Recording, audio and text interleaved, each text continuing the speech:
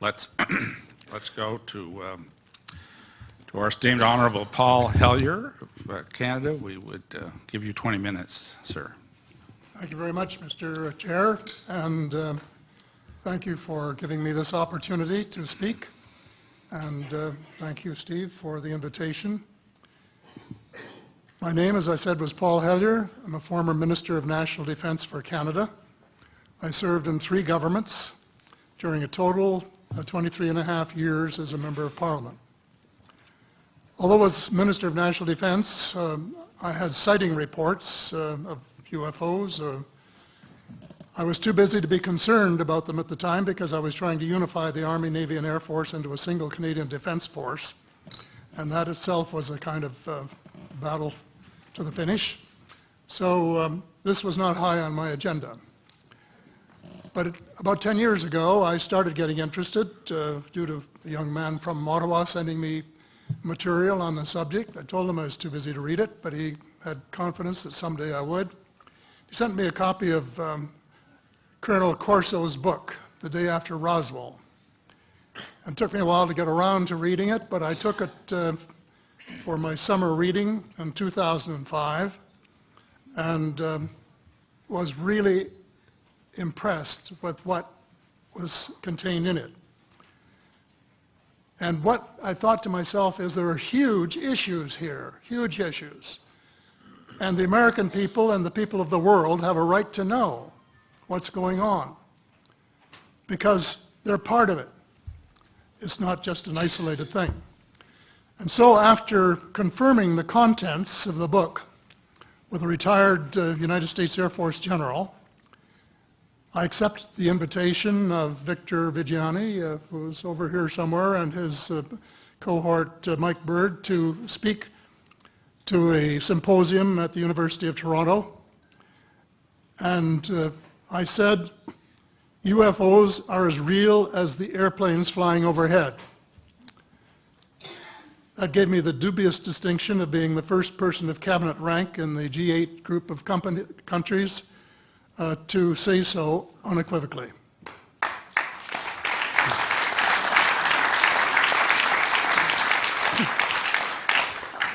Since then, I've learned a lot from many sources, including a number of the fantastic witnesses that we have heard these last 4 days. They were so outstanding, I was just really blown away with them, the amount of information that was available.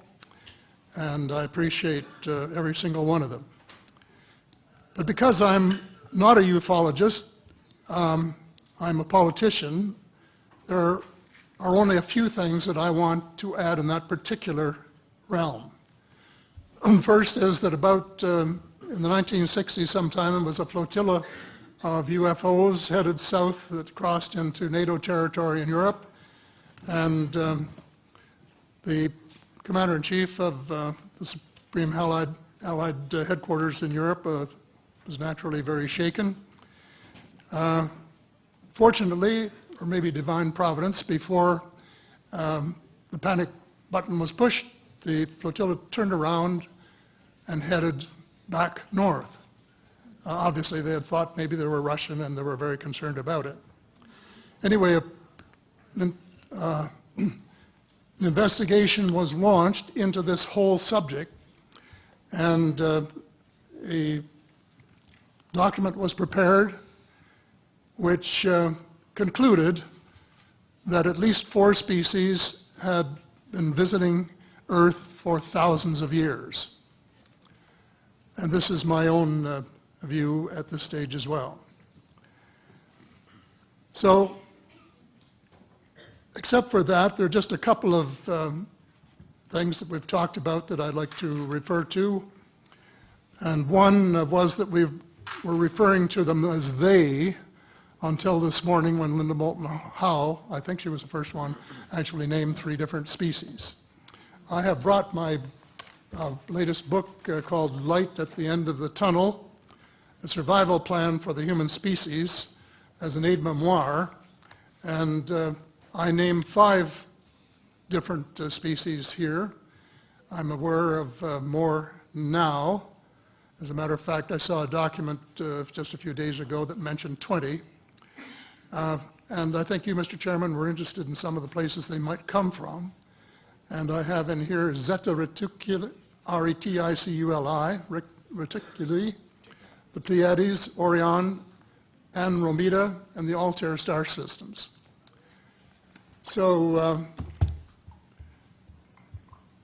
I don't think we can any more refer to them as they, because they're not an amorphous mass. They are different species and consequently may have different agendas. I don't think we can say that they all have the same agenda any more than we could say that the United States, China, and Russia had the same agenda. Our real interests may be very similar, but as of now, our perceived interests are still quite far apart. One more observation before I begin what I want to say, and that is that we spent quite a bit of time talking about the 66-year-old cadavers, and I was glad to have Linda this morning finally say that there are live ETs on Earth at this present time, and at least 2 of them probably working with the United States government. The other species that I learned about not too long ago was called the tall whites. And this is when Paula Harris broke the story just a few years ago. And through her good offices, I had the chance to talk for about 3 hours with former Airman Charles Hall and listen to this absolutely fascinating story of how he was working with, first of all, he was scared out of his skin, but after that, when he got to know them, how he was working with, and finally they became to trust each other and have a good working relationship with the tall whites at the gunnery range at Indian Springs in Nevada. And these tall whites were living on United States Air Force property and working in cooperation with the United States Air Force and sharing technology with them. He wrote a book, incidentally, called Millennial Hospitality. There are 4 different versions, but Paula says that Millennial Hospitality number 2 is the best. I think that's the one I read, and it's a very interesting read if you want to sort of get inside the problem of what it's like to bump into these people floating across the terrain in the desert. Well, enough on that for now. My interest is in full disclosure. And my only caveat is I think probably I would say 95 to 98% full disclosure. I know of 1 or 2 things that I'm not sure should be in the public domain, at least yet. They will be someday, I'm sure, but not maybe immediately. But just as children survive the idea of the tooth fairy and Santa Claus when they become adult, I think that tax-paying citizens are quite capable of accepting the new and broader reality that we live in a cosmos teeming with life of various sorts. The fact that some other civilizations are more advanced than we are may be humbling, but that could be a necessary step in our survival.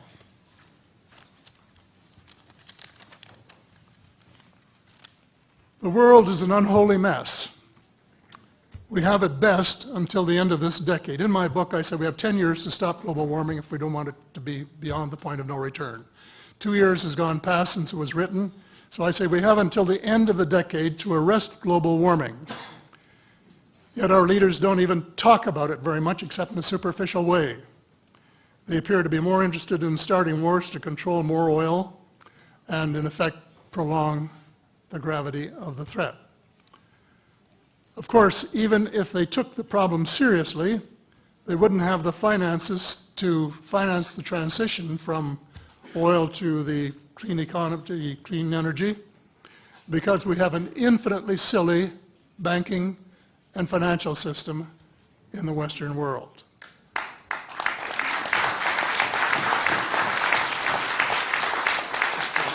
And the United States Congress, I regret to say, is partly responsible, and I'd be glad to elaborate on that later if you're interested.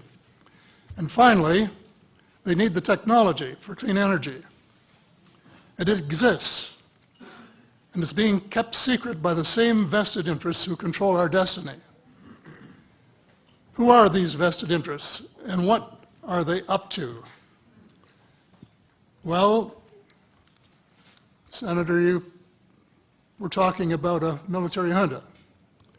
In my opinion, that is true, but I have broadened and deepened the definition to cabal, and the cabal comprises members of the Three Sisters: the Council on Foreign Relations, the Bilderbergers, and the Trilateral Commission, the International Banking Cartel, the Oil Cartel, members of various intelligence organizations, and select members of the military junta, who together have become a shadow government of not only the United States, but of much of the Western world. The Council on Foreign Relations is the oldest of the Three Sisters, and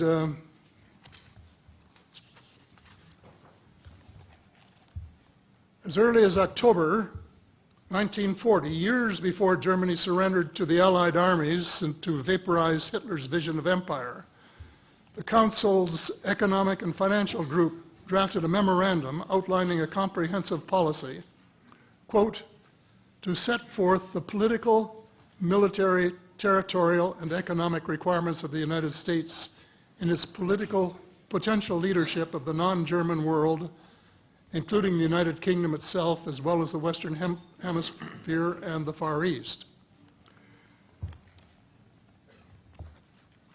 The Council made absolutely no effort to disguise, where's that? Right next page, yeah. The Council made no effort to disguise the fact that the purpose of the Grand Area and later world hegemony was to support an expanding U.S. economy, to provide it with raw materials and markets for its products. This was labeled the national interest, quote unquote. It was equally clear that the national interest was the interest of the ruling elite, whose members comprised the Council. The real interests of the majority of rank-and-file Americans was never a factor in the equation. So,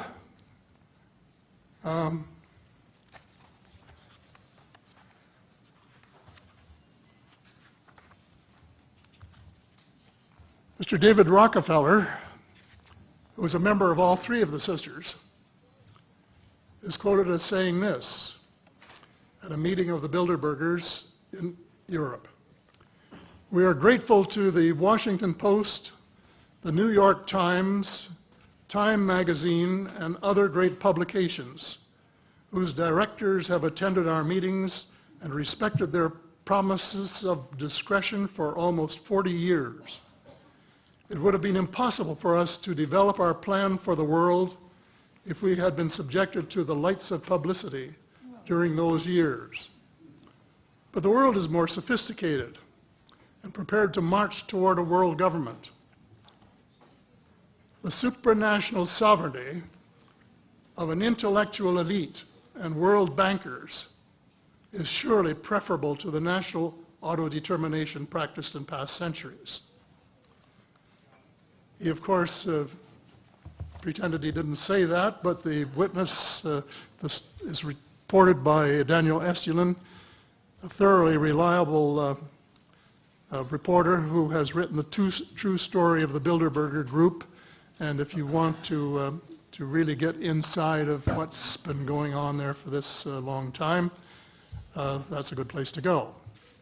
So anyway, you hear what Mr. Rockefeller said, and so there you have it. The aim of the game is a world government comprising members of the cabal who are elected by no one and accountable to no one. And according to Mr. Rockefeller, the plan is well advanced. Does this help you to understand why our civil rights are being taken away from us? I say us, because Canada too is included in the grand plan. A giant leap in the wrong direction followed the end of the Cold War.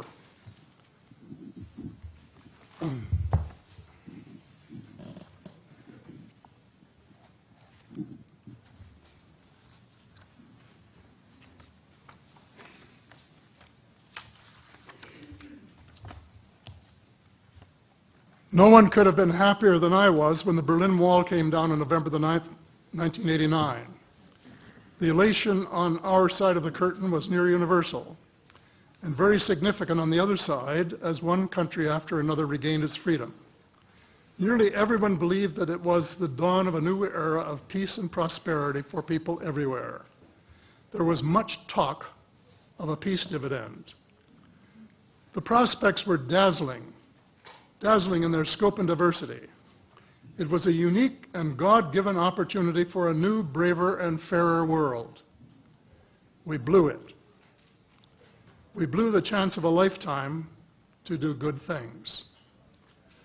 A small group of zealots undermined our golden opportunity to pursue peace, not war, and little did we dream that they had a vastly different vision of the new world order. Their plan, which is now commonly known as the Project for a New American Century, included preventive wars in clear violation of international law, regime change wherever and whenever the U.S. desires, and if they can get away with it without excessive casualties, and the establishment of a kind of economic and cultural hegemony with America acting as constabulary, quote unquote. That was their word, globally. This was to be accomplished without authority of the United Nations and without the restraint of existing international treaties. It would involve a military buildup unprecedented in peacetime history and could trigger an arms race, which is precisely the opposite of the peace dividend that the world had rightly looked forward to. The Machiavellian scheme involved secret police, the curtailment of civil liberties in defiance of the U.S. Constitution, and a moribund economy operating way below its potential. Exactly those features for which the Soviet Union was held in contempt. The initial draft of the document was so controversial when it was leaked to the New York Times that it had to be rewritten, but it was not changed very much, just the cosmetics, enough to make it politically acceptable. So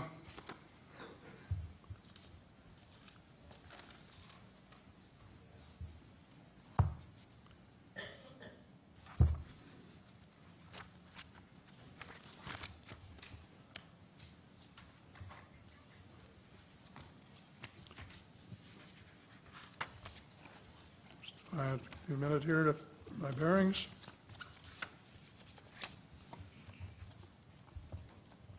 The document said this: well, it may have been easy to persuade President Bush to abandon his stated policy of not getting America more deeply involved in international affairs, but persuading the American people would be more difficult.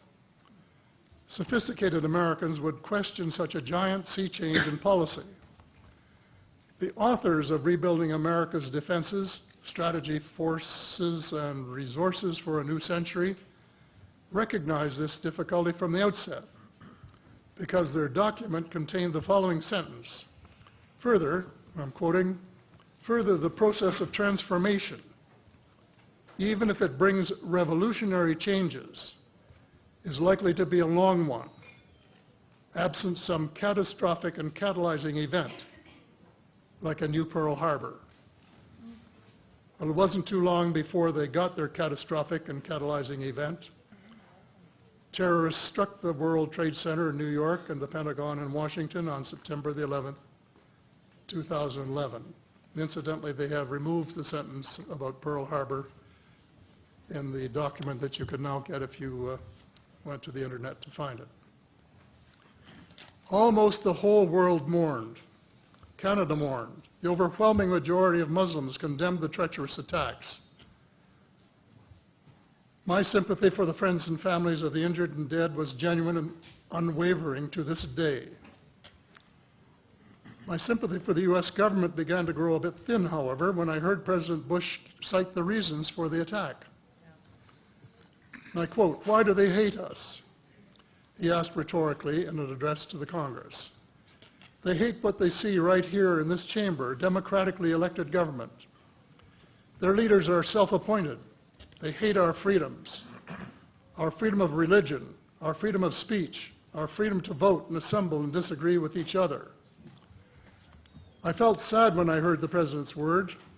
I assumed that he believed what he was saying. But if that were true, he was profoundly ignorant of the real thoughts and feelings of people in other parts of the world. If he wanted to hear the truth, he should have listened to Osama bin Laden, who was well informed concerning the origins of the kind of fanatical hatred of the United States which has led to such treachery. This is his version of events. Every Muslim must rise to defend his religion. The wind of faith is blowing, and the wind of change is blowing to remove evil from the peninsula of Muhammad. Peace be upon him. As to America, I say to you and its people a few words. I swear to God that America will not live in peace before peace reigns in Palestine and before all the army of infidels depart the land of Muhammad. Peace be upon him. That is clear enough. The dislike of America has nothing to do with democracy versus dictatorship, or wealth, or freedom of religion, or freedom of assembly. It is directly related to American foot-dragging and stick-handling a just settlement of the Palestinian question. Mr. Hellyer, I'd hate to interrupt. Time has expired, but I'm very happy if the panel has no objection to allow another minute or two to finish your statement. How much time do you think you need to finish it? I think probably somewhere between 1 and 5 minutes, most. I think we'll give you 2 minutes to finish your statement, as much as I'd like to grant more. Thank you. Okay. In short, American foreign policy was the root of the conflict. So here we are more than a decade later fighting another war that can't be won. There is no country on earth powerful enough to protect its citizens against fanatical hate, as we learned from the Boston Marathon. And the mere attempt to pursue the impossible pits neighbor against neighbor and the state power structure against everyone. All of the freedoms won by the millions of men and women who fought and died in World War II are being flushed unceremoniously down the drain. The only hope of peace is a negotiated settlement. This will require a paradigm shift in American attitudes. It involves a de facto renunciation of the plan for a new American energy and the adoption of a pledge of cooperation with all humankind to build the kind of world which we are collectively capable of. Young people everywhere need to be challenged by a noble cause. They need to be involved in arresting global warming, creating a banking system that is just and sustainable, and lead the way in the transformation to the new reality that we have to live in harmony with our celestial neighbors, as well as seeking peace on earth. In a word, we have to become spiritual beings and practice the one tenet that the world's major religions have in common, and that is the Golden Rule. In this field too, and I just want to read one paragraph at this time, if you'll allow me, Mr. Chair. Well, we will allow that, but there's only about 30 seconds, so I hope you can conclude it with that statement. Fast. Thank you. This is from the late Dr. John Mack, an American secular Jewish psychiatrist who became a world leader in interviewing abductees, or experiencers, as he called them, came to this conclusion in a startling book, Passport to the Cosmos. Quote, although the aliens are not themselves gods, their behavior is sometimes anything but godlike. Abductees consistently report that the beings seem closer to the Godhead than we are, acting as messengers, guardian spirits, or angels, intermediaries between us and the divine source. Thank you. Thank you very much.